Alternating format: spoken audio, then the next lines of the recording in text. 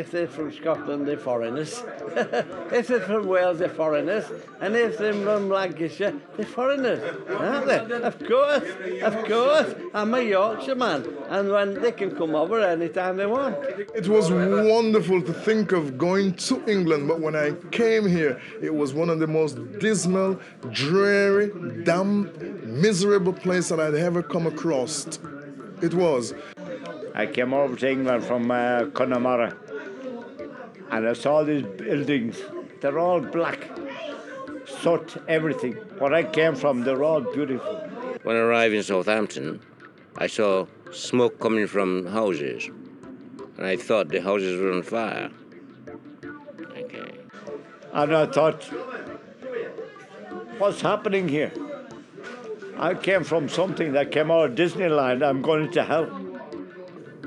Even where the king and queen were living, it was all black and dirty, you know. I couldn't believe it. It was a mess. It was nothing as what we thought in school about Britain. No, nothing at all. Before we came to England, I had this vision of England being paradise. And when I actually arrived here, it wasn't paradise at all.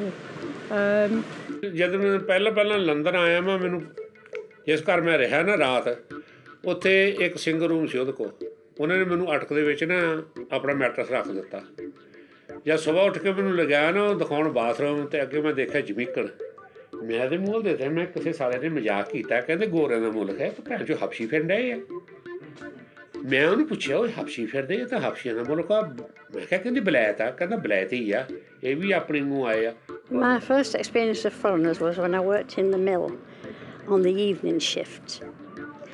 And there was, as we call them then, packers. That's what they called them, packers. We went to the market, to what's called the packy market. We went upstairs and there was all these like different coloured people up there, and it was just, I've led an army life, never seen anything before. I went upstairs and seen all these different coloured people like running around like this, that and the other, and that was my first experience to it, and I was mesmerised by it. I wasn't disgusted, I was just mesmerised. I felt I was in a different country. The smells. I could smell the curry wherever I could, especially in the mill with it being warm and they were sweating. I could smell them, and I refused to work with them. I refused to work in the same loom as they were.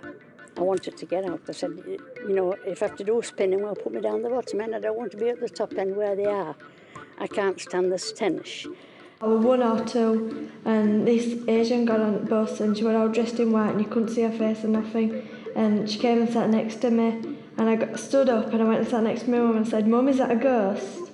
And I was really scared. I think it was like a salesman that came, he had a turban on, you know, because where I come from, a tiny little village actually, and there was no black or any other colour but white where I came from, and I was terrified, you know, because I answered the door and there was this black guy with a turban on and a beard. Yeah. And that's the first ever, you know, when I was a child. But even when I was growing up at school, you know, it was all white, no Asian, no black. Never seen one before in my life. First time you see them, you think, fucking hell, where they come from? You know what I mean? Just like, say, you were in India and you seen a white person there, you think, what the fuck? You know what I mean? Because I thought England like 100% white when I was young. I've got to say, it doesn't matter. I've lived northeast, northwest, and southeast, and so I have lived up and down the country. It doesn't matter where you go. If you don't fit in, you're a foreigner, and it's especially worse if you're a different colour.